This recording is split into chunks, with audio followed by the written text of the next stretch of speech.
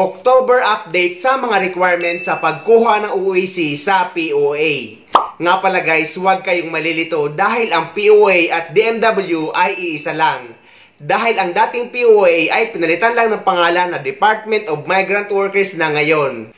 So, sino-sino nga ba ang mga OFW na kailangan kumuha ng OAC sa mismong opisina ng POA? Iisa-isahin ulit natin guys. Number 1. Yung mga OFW na galing sa visit visa at naging employment visa sa ibang bansa. Number 2. Yung mga OFW na nag-change employer or lumipat ng kumpanya. Number 3. Yung mga OFW na nag-change job site or nilipat ng kanilang kumpanya sa ibang bansa. Number 4. Yung mga OFW na may mga any employment changes.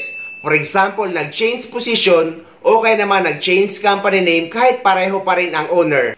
At yung mga OFW na nag-change ng marital status na babae na nabago yung pangalan sa kontrata at visa. Kailangan nyo kumuha ng updated OAC sa mismong opisina ng POA at kailangan nyo magdala ng Polo Verified Contract galing sa Polo Office kung saan bansa kayo nagtatrabaho. So, ito ang mga requirements na kailangan nyong dalhin sa POA kapag kukuha kayo ng inyong OAC. Number 1. Ang original at photocopy ng inyong passport. Number 2, ang original at photocopy ng inyong working visa. Sa mga nandito naman sa United Arab Emirates guys na wala nang tatak na visa ang kanilang passport, ay yung pink Emirates ID na ang ipapapotocopy nyo dahil yan na nagsisilbing visa natin dito sa buong United Arab Emirates. Number 3, ang photocopy at original ng inyong Polo Verified Contract. Kailangan nyo guys ipapotocopy lahat ng pages ng inyong Polo Verified Contract.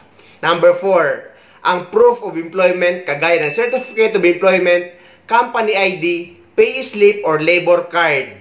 Number 5, ang SORNI statement para sa mga OFW na galing sa visit visa na naging employment visa sa ibang bansa. So, isusulat nyo lang sa SORNI statement form ang salaysay kung paano kayo na-hire sa kasalukuyan nyong trabaho. And take note na para lang ito sa mga galing sa visit visa na naging employment visa sa ibang bansa.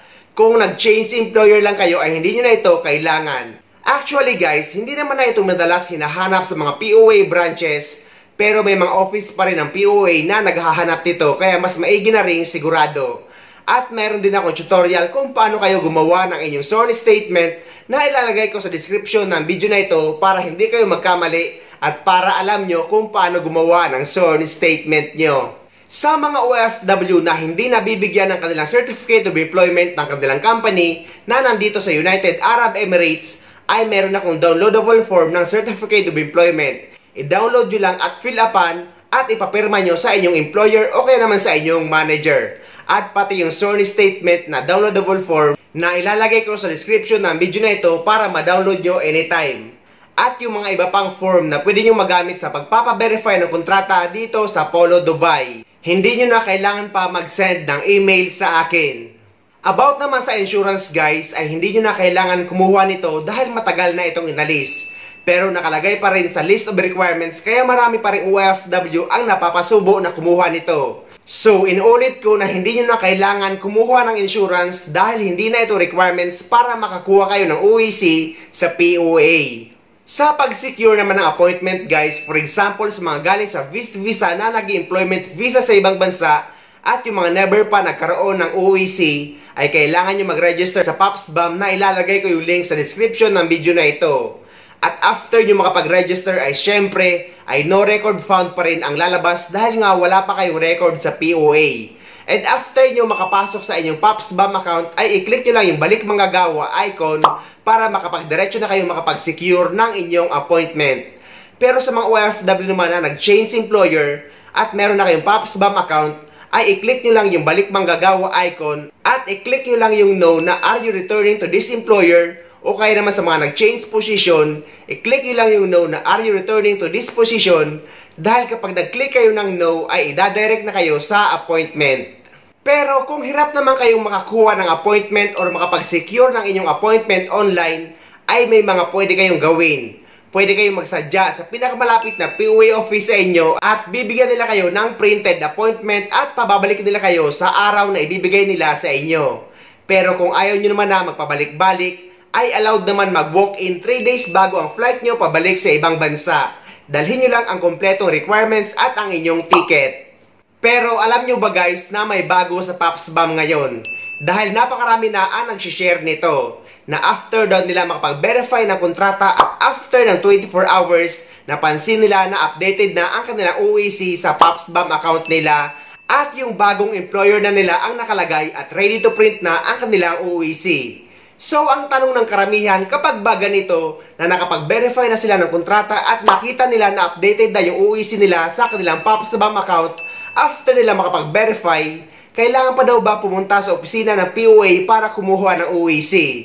Ang sagot guys, kapag nakita nyo na updated na ang OEC nyo after nyo makapag-verify, ay hindi nyo na kailangan pa pumunta sa opisina ng POA dahil kapag pupunta kayo dun guys, ay pareho lang din naman ang gagawin. I-update lang nila ang inyong POA record which is na bago na nung nagpa-verify kayo ng kontrata dahil nga ngayon guys ay magkakadugtong na or connected na ang system ng DMW at mga polo sa ibang bansa. Pero yung mga OFW naman na hindi pa rin nakikita na updated na yung kanilang OEC after nila makapag-verify ng kontrata, lalo na yung mga nag-change employer, at yung mga OFW na hindi nila ma-open ang kanilang PAPSBAM account, ay kailangan nyo pa rin magsadya sa POA office para doon kayo kukuha ng updated OEC nyo. Ang sinasabi ko na hindi na kailangan pumunta sa opisina ng POA ay yung mga nakita nila na updated na ang kanilang OEC sa kanilang PAPSBAM account after nila makapag-verify ng kanilang kontrata sa polo. Yan naman kasi talaga yung hangarin ng DMW na hindi na kailangan pa pumunta sa opisina ng POA ng mga OFW na nagpa-verify ng kontrata dahil sa database pa lang ng polo ay pwede na nilang i-update ang employment record nyo na connected sa DMW. Pero inuulit ko guys na yung mga OFW na hindi pa nakikita na updated na ang kanilang OEC after nila makapag-verify ng kontrata ay kailangan pa rin nila magsadya sa mismong opisina ng POA para kumuha ng updated OEC. Dahil minsan nagkakaproblema rin sa system kaya hindi madalas updated. Kasi guys, may mga OFW na kahit kompleto naman na yung paliwanag mo ay mali pa rin yung pagkakaintindi. So ayun guys, sana may nakuha kayo idea at sana nakatulong ang video na ito sa inyo. At sa mga hindi pa dyan nakasubscribe sa channel ko, please don't forget to subscribe my YouTube channel and please click the notification bell para lagi kayong updated sa mga upcoming videos na gagawin ko tungkol sa mga updates sa ating mga OFW. Mula dito sa Dubai, maraming salamat. See you next time!